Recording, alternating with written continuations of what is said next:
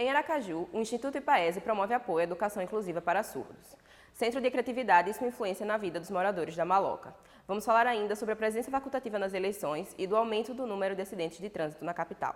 Sobre a saúde, falaremos como a endometriose afeta a vida e a saúde da mulher. E também sobre a casa de acolhimento para pessoas LGBTQIAP+. Todas essas informações você confere agora no Repórter Contexto.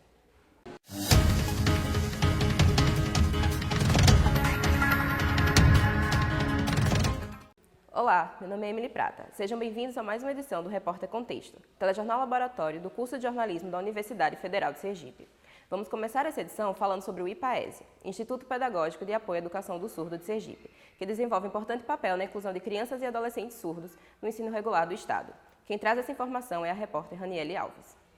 O IPAESE é uma instituição de ensino sem fins lucrativos do Estado de Sergipe, pioneira em implementar na grade curricular o ensino bilíngue, sendo a primeira língua a Libras, língua brasileira de sinais, e a segunda o português. O ensino bilíngue veio pela legislação recente, que hoje o ensino bilíngue é lei, que é a questão do surdo ser um cidadão brasileiro, mas ter a possibilidade de estudar numa modalidade de uma escola que ofereça a ele a primeira língua, que é a língua natural dele, a nativa, que é a Libras, e que na outra língua, a segunda língua seria português escrito. Então, eles aprendem a Libras, é aprendido, ensina todas as disciplinas em Libras, todos os professores sabem Libras, e eles ensinam a escrita para que eles possam conviver com o mundo, né? Então, o ensino bilíngue foi isso.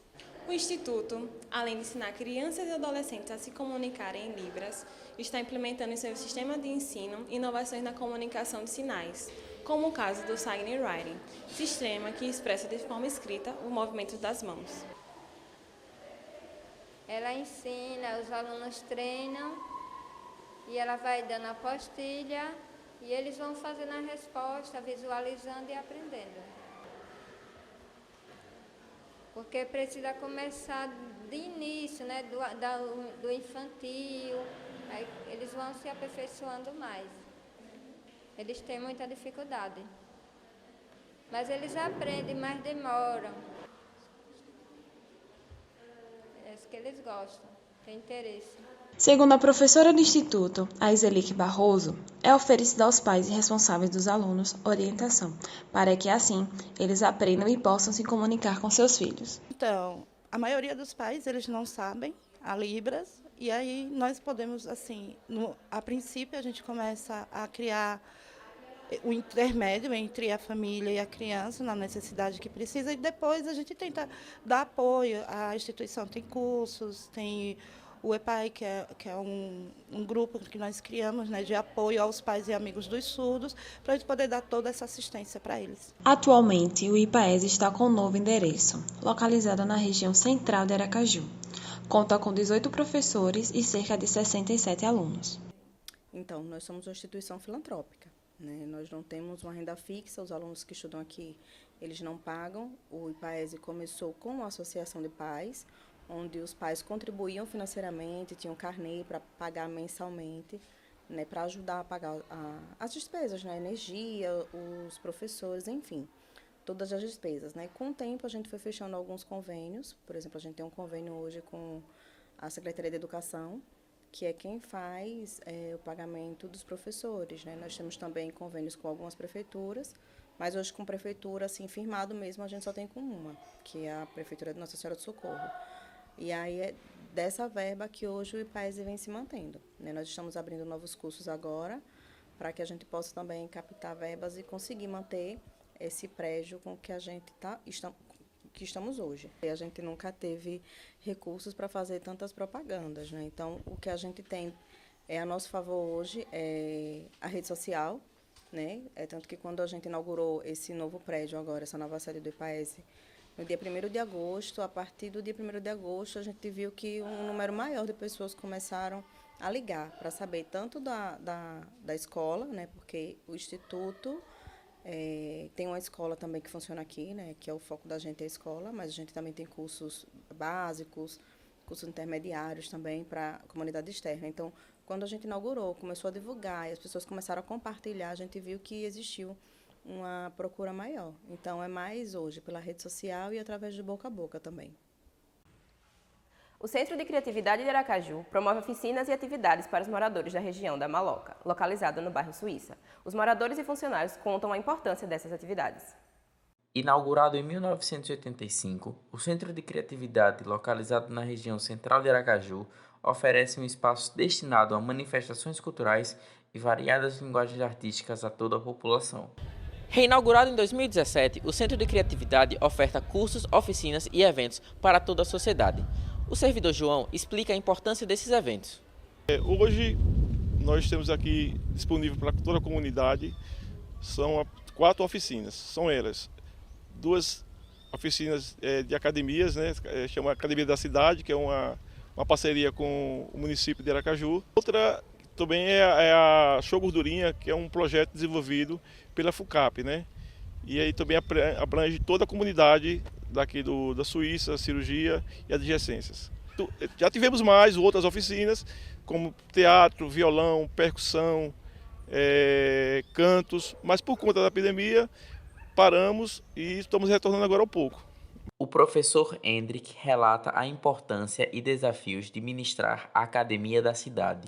A gente tem uma falta de comunicação enorme, porque o pessoal não sabe que a gente voltou a funcionar, mas a gente funciona aqui em 2 horários, tanto manhã quanto tarde, e totalmente de graça.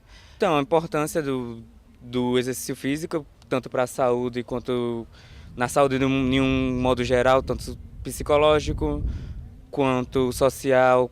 Vendo o exercício que a gente é um investimento que a gente faz justamente para evitar os gastos com hospitais e com os remédios, que sai matéria todos os anos por aí dizendo que o governo gasta mais dinheiro com remédio, gasta mais dinheiro com internação hospitalar do que investindo no próprio exercício, que seria um método de evitar que a pessoa adoeça. Para os frequentadores do centro, as oficinas são uma maneira de se manter em forma e também engajar os moradores a frequentarem esse espaço. Beneficiam, é ótimo, tanto para pessoas aposentadas, por exemplo, que estão paradas, como donas de casa, para tudo, eu acho que para todos os segmentos.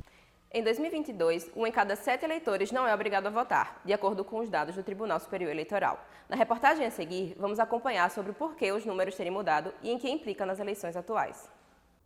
O ano de 2022 traz novamente o período eleitoral ao povo brasileiro. Esse ato democrático leva às urnas a população apta a votar, que vem mudado consideravelmente. Jovens e idosos fazem parte desse novo cenário, que procura mudanças para o Brasil. Esse ano teve que ter a maior participação por conta da crise que a gente está tendo no país, que a gente já está tendo há bastante tempo, só que esse ano aí é mais decisivo. Mas eu acho que teve sim uma queda nos outros anos por conta dos 16, não ser obrigatório, mas também agora por conta aí dos candidatos a gente teve que ter uma participação maior. Nessas eleições, cerca de 126 milhões de brasileiros estão aptos a votar, mas nem todos precisam comparecer obrigatoriamente. Jovens entre 16 e 17 anos e idosos acima de 70 não têm a sua presença como obrigatória. De acordo com o TSE, são 23 milhões de votos facultativos. Para os jovens, houve um aumento dos números. Até junho de 2022, pouco mais de 2 milhões de adolescentes de 16 e 17 anos poderiam votar, conforme os dados do TSE. Isso aumenta as estimativas em aproximadamente 500 mil, com relação aos dados de 2018. Para Leonardo, o voto é um direito a se exercer assim que possível. Hoje eu vejo a importância de tirar o título o quanto antes, porque por mais que você tenha 16 anos, você ainda não tenha uma mentalidade ainda construída, mas com 16 anos você já tem algumas ideias sobre política, você já consegue decidir quem você vai votar, quais são os melhores planos para a sua pessoa, para quem está ao seu redor, para o seu estado. A participação dos idosos também cresceu nessas eleições. Em uma comparação entre 2018 e 2022, os números aumentaram de 12 milhões para 14,8 milhões. A doutora em Sociologia, Tâmara de Oliveira, explica o motivo. A importância do ponto de vista da democracia é a experiência, né? O idoso significa uma experiência de vida. Aliás, a vida em sociedade significa um conhecimento acumulado de vida, de saberes dos mais variados tipos, não apenas científico, mas o saber fazer, os modos de vida. E quanto mais se é velho, quanto mais se é idoso, mais se tem essa experiência. Para o professor Antônio Fonciano, que já tem mais de 70 anos, mesmo que a sua presença seja facultativa, ele nunca deixou de exercer esse direito. Segundo ele, o ato do voto é de extrema importância para a sociedade. É uma forma de sustentar esta modalidade, vamos dizer assim, de vida, que é a vida democrática.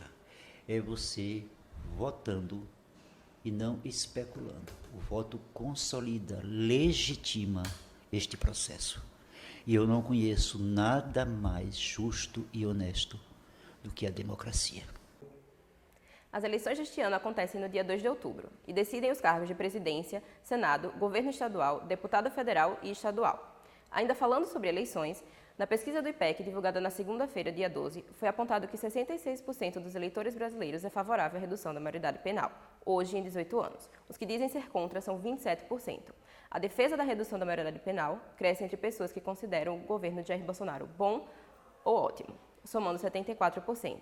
A pesquisa ouviu 2.512 pessoas entre 9 e 11 de setembro, em 158 municípios.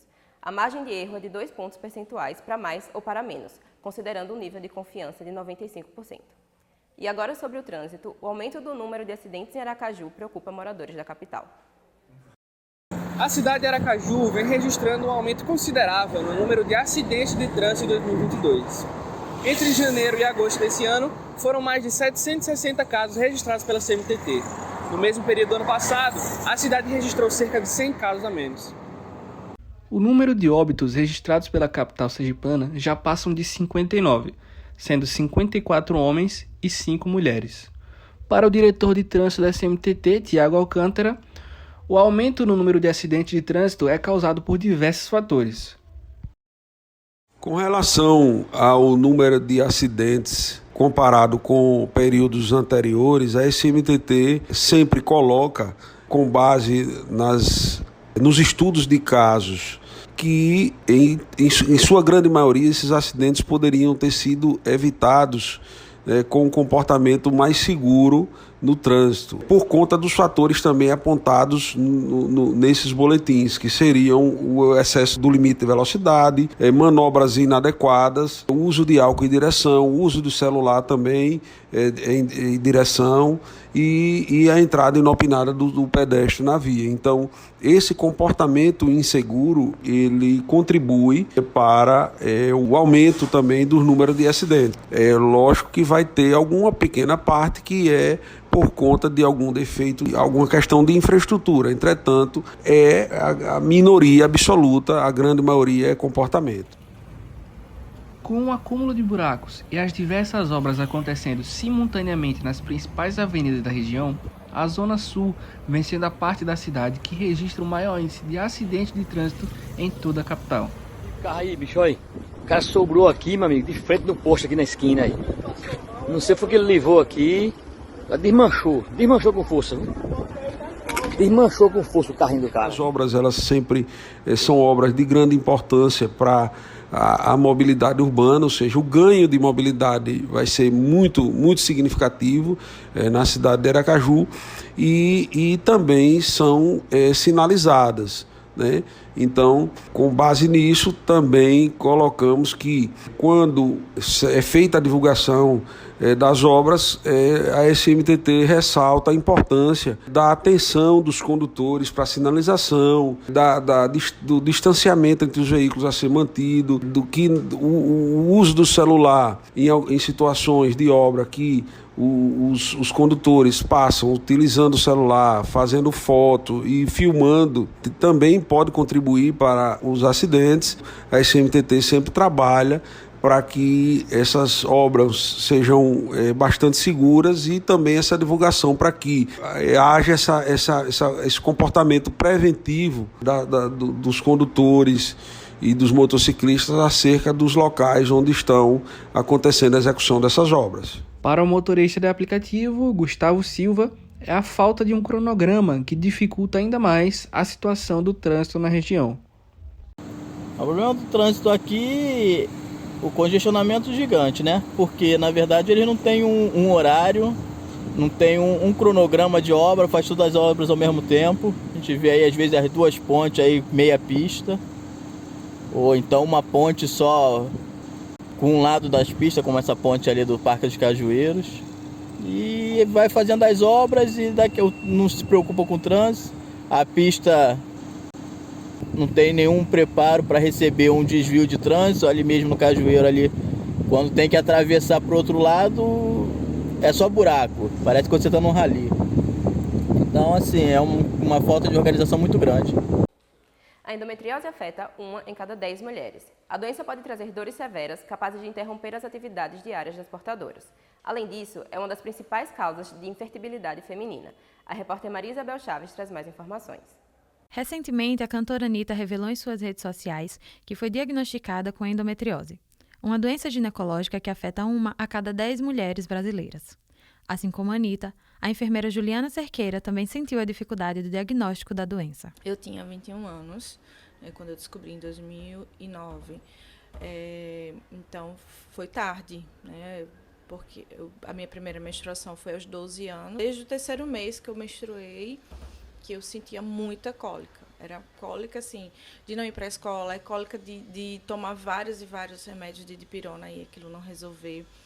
E a gente ia para os médicos diziam, é normal, cólica é normal, tá tudo certo. Ninguém investigava, ninguém nem ouvia falar sobre endometriose. Viemos morar em Aracaju e na primeira consulta a médica cogitou que poderia ser endometriose e a gente começou esse acompanhamento, mas até então acompanhamento clínico.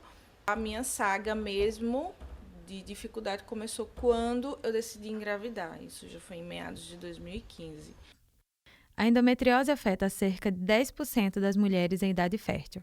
A doença é caracterizada pelo crescimento do endométrio fora da cavidade uterina, como explica a médica Júlia Dias. Em algumas mulheres, essas células elas saem dessa partezinha central e elas vão para áreas onde elas não deveriam estar.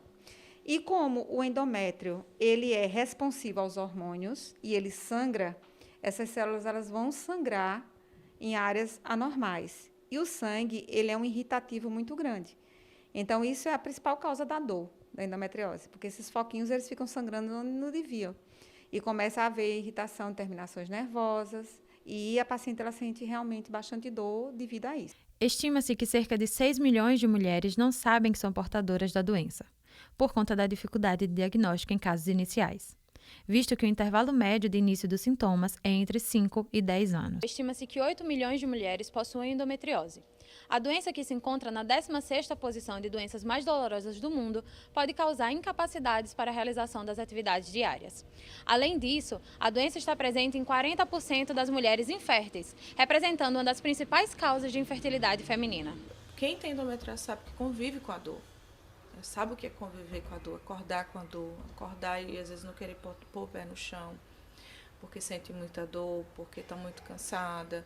E não é preguiça, é frescura, não, gente, é sério. Quem sabe, quem tem endometriose sabe o que eu estou falando. Para que possa ter uma qualidade de vida melhor, algumas medidas podem ser adotadas, como explica a fisioterapeuta Mariana Bergamasco. Então, a gente tem a terapia manual, que a gente pode trabalhar com terapias específicas, que é o RPG, osteopatia, todas as coisas que envolvem a questão miofacial, tá? Então, a gente pode trabalhar com as mãos para tentar trabalhar esse deslizamento de face e de músculo de uma maneira mais fisiológica. Apesar de todas as dificuldades causadas pela endometriose, Juliana realizou seu sonho de ser mãe e hoje fala com alegria sobre a chegada de sua filha.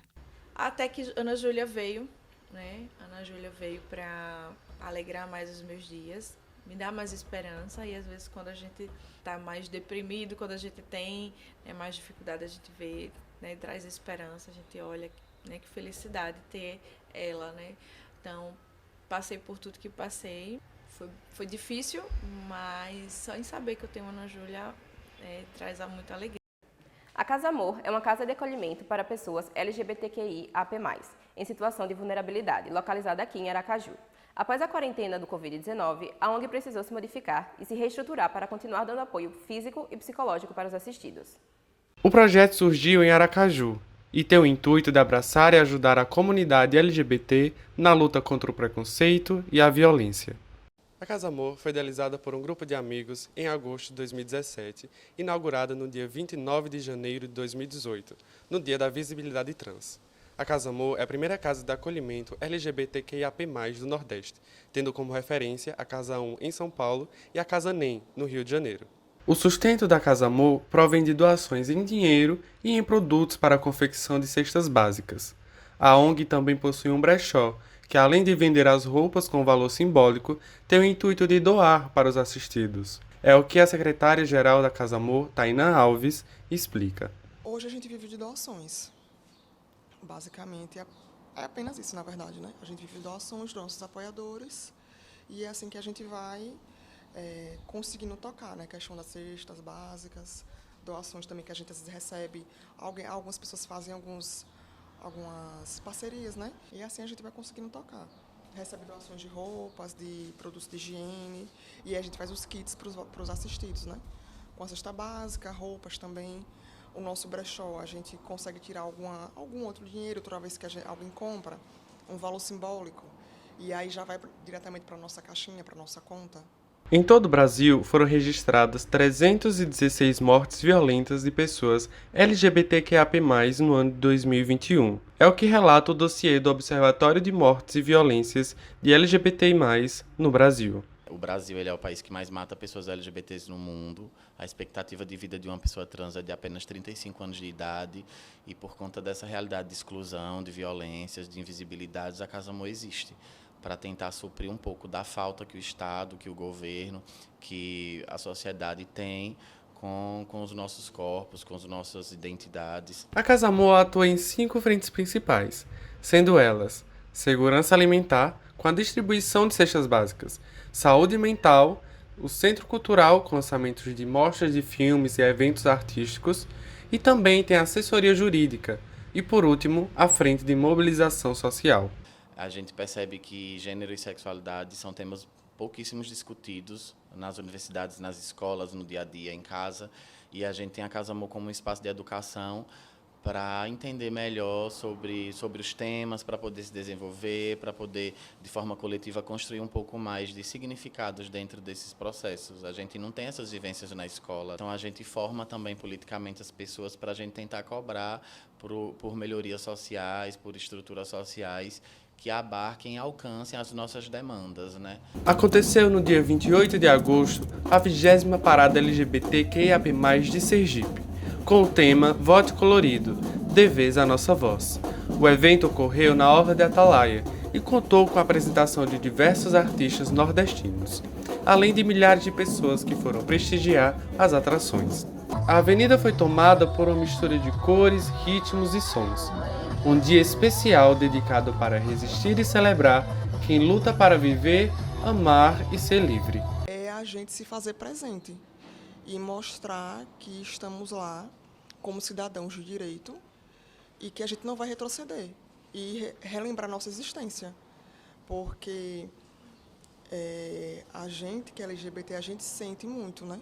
A gente sente o preconceito da família, o preconceito das pessoas, o preconceito no ambiente de trabalho, e eu acho que a parada é importante para isso, para mostrar que a gente não vai retroceder, que a gente está lá avançando sempre.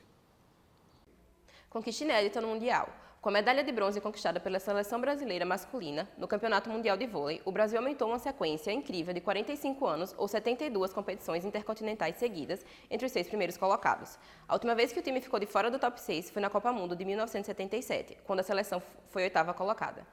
E essa edição do Repórter Contexto fica por aqui. Obrigado e até a próxima.